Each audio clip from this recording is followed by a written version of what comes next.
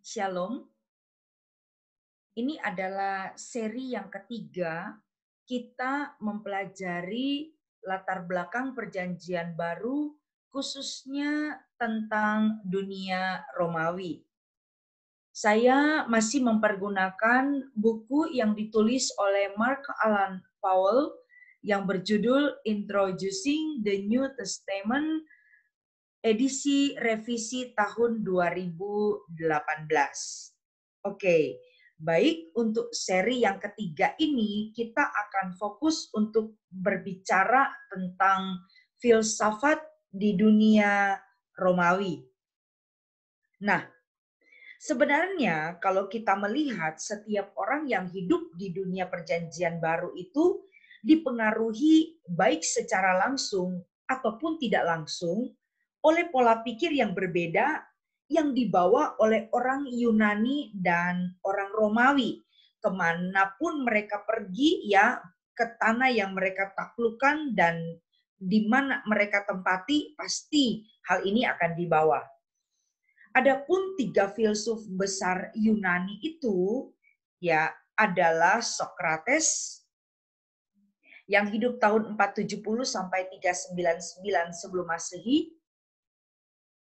Lalu kemudian yang kedua Plato yang hidup tahun 428 sampai 348 sebelum Masehi, dan yang ketiga itu Aristoteles yang hidup tahun 384 sampai 322 sebelum Masehi.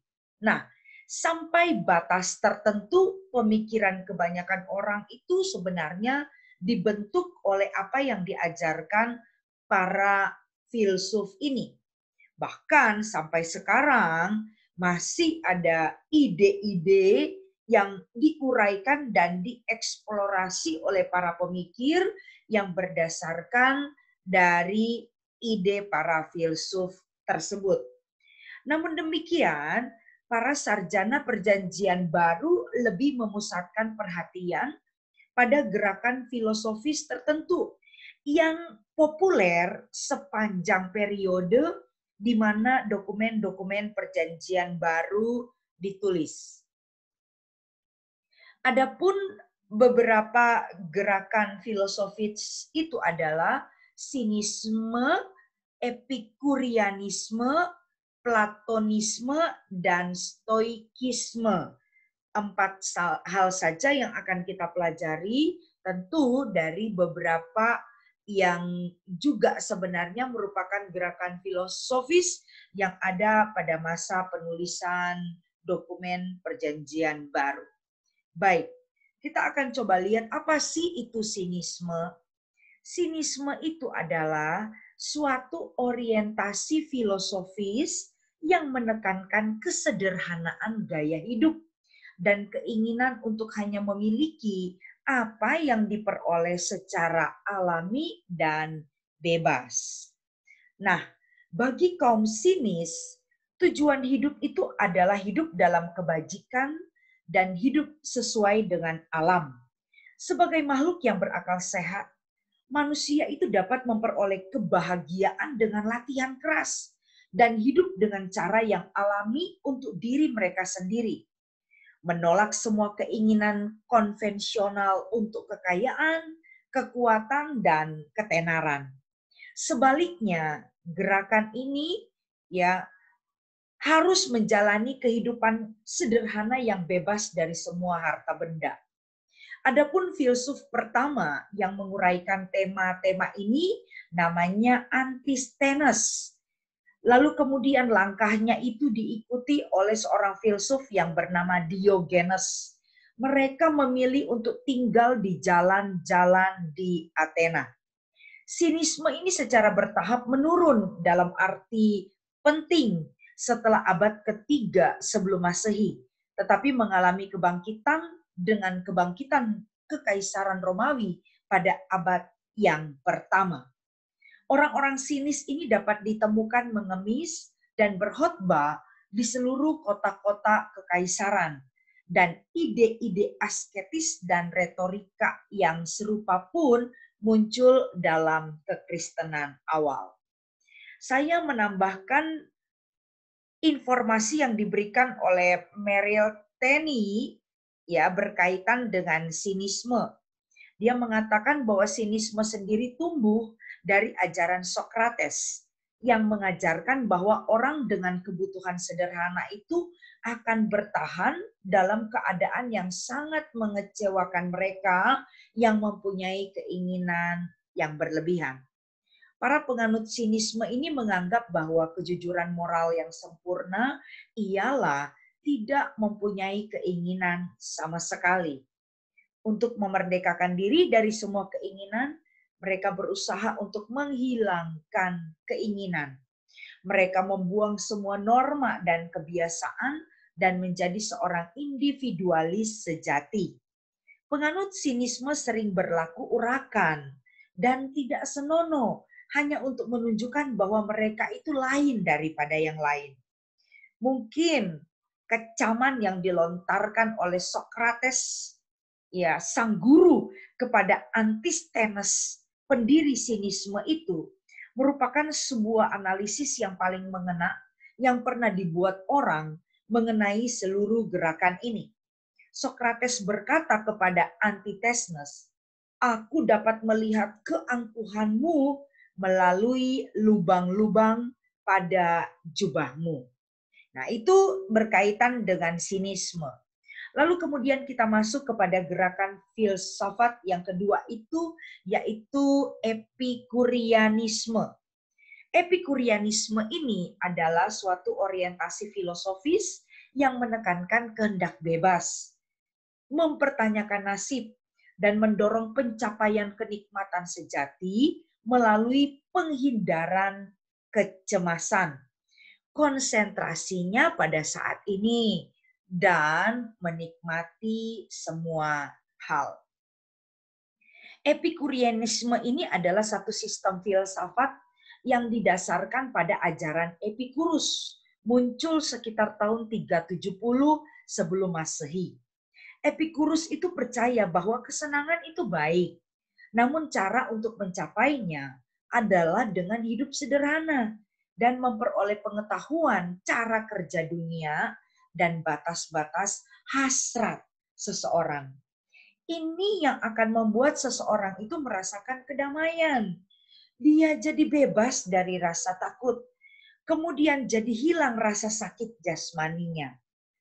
Perasaan tersebut dibutuhkan untuk meraih kebahagiaan dalam bentuk yang lebih tinggi.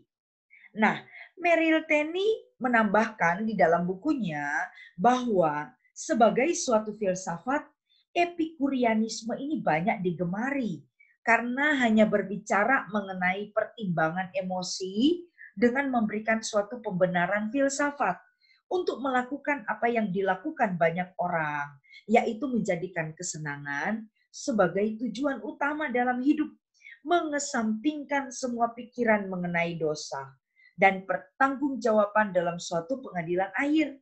Karena gerakan ini percaya bahwa dalam proses dunia sekarang ini itu tidak ada tujuannya. Dia tidak mengakui adanya hidup kekal karena suatu tubuh yang hanya terdiri dari atom-atom tidak dapat hidup kembali setelah hidup yang sekarang ini.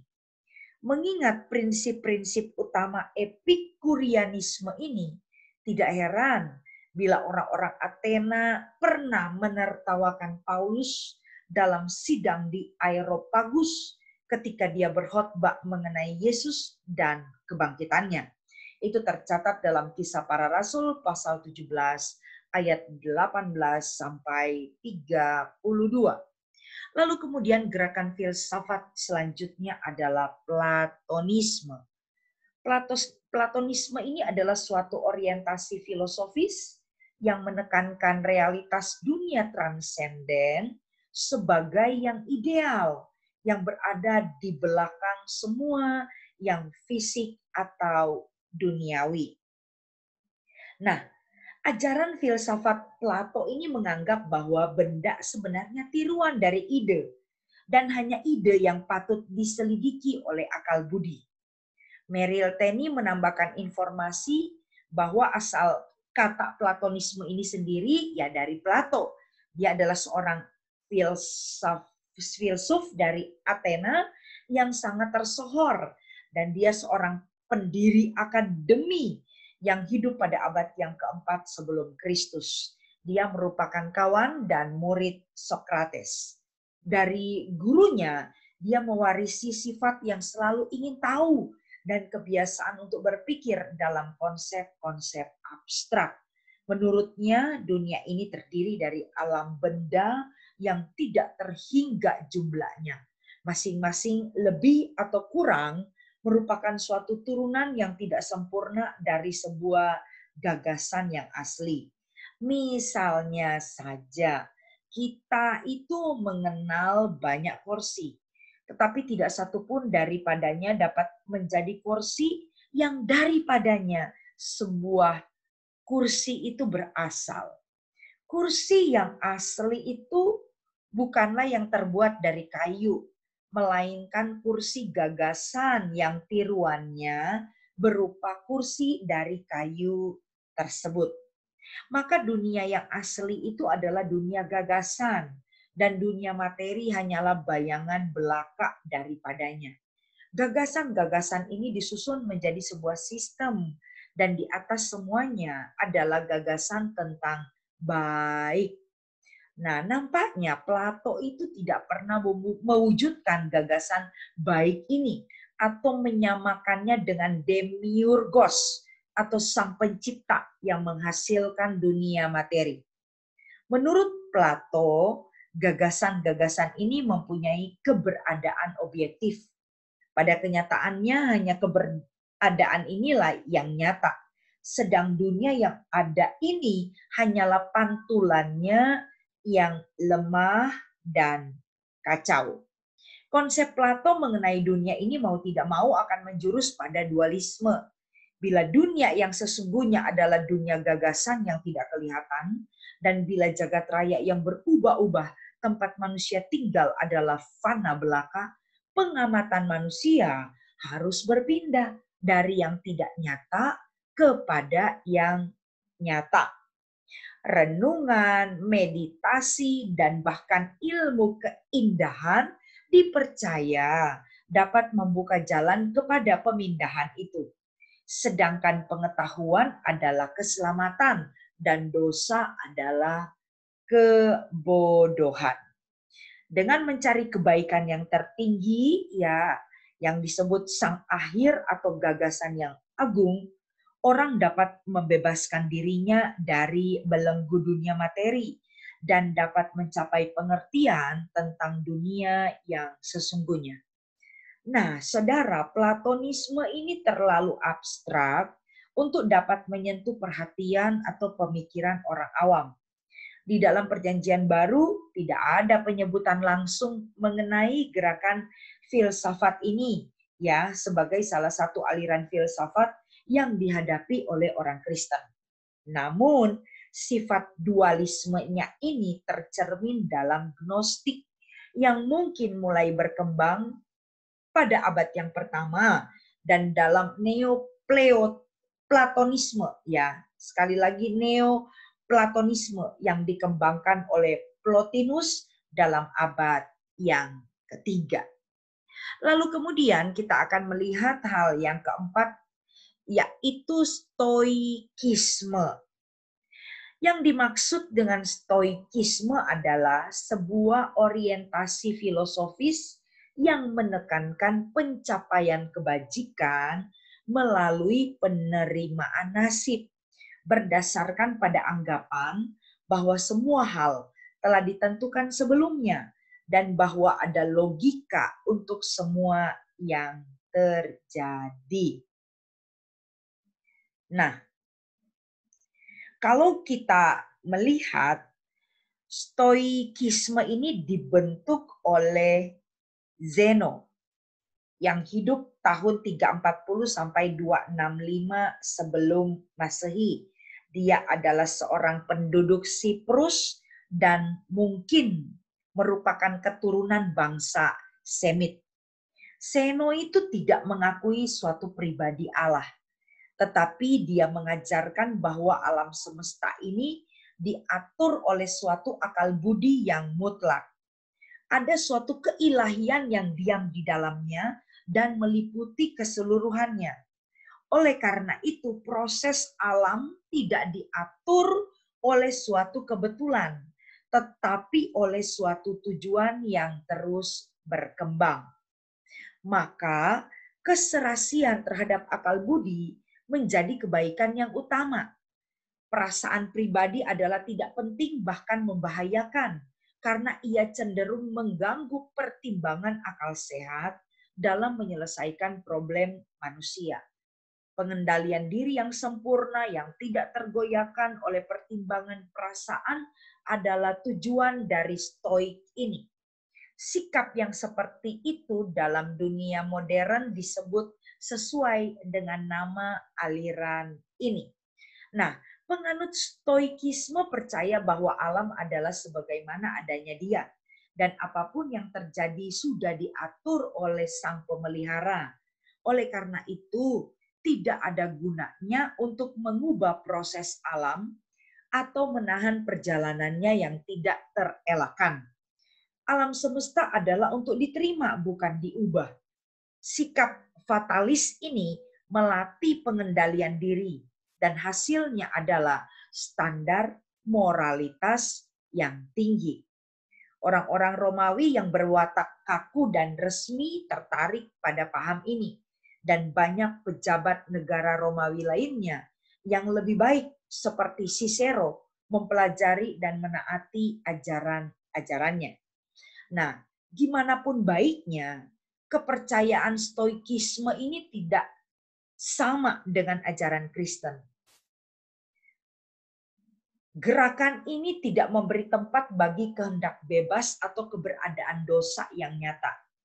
Bagi penganut stoikisme, semua kejahatan yang nyata hanyalah suatu bagian dari kebaikan yang lebih besar. Dengan sikap demikian, mereka tidak akan dapat menerima perbaikan atau perubahan keadaan. Setiap orang itu bertanggung jawab untuk melakukan kebaikannya sendiri dan menyerasikannya dengan akal budi tertinggi yang dikenalnya.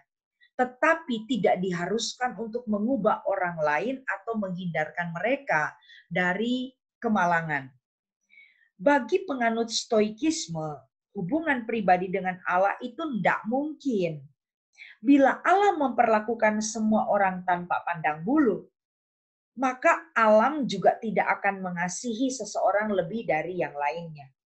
Oleh karenanya, gagasan mengenai hubungan pribadi dengan akal budi semesta atau proses jagat raya adalah sama saja dengan berkasih-kasihan dengan hukum gaya berat. Menurut penganut stoikisme, Allah itu tidak menaruh minat pada persoalan-persoalan manusia karena dia itu bukanlah suatu pribadi.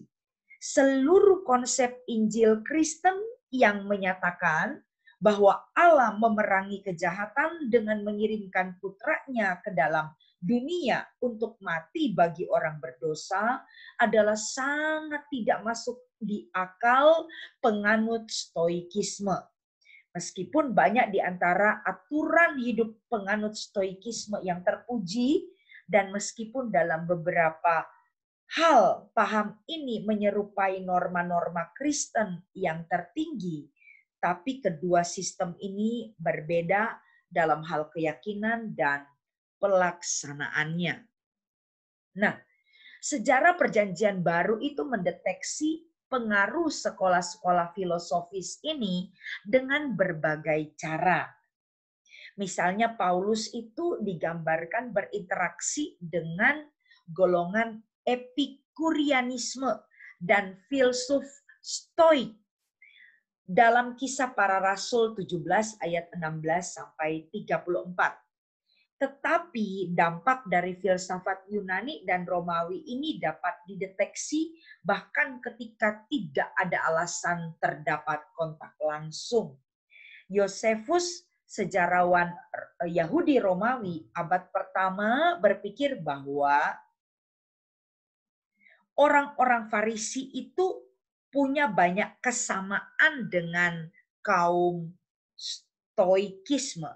Demikian juga banyak sarjana modern telah mencatat ada kesamaan antara pengikut pertama Yesus dan filsuf sinis atau kaum sinisme.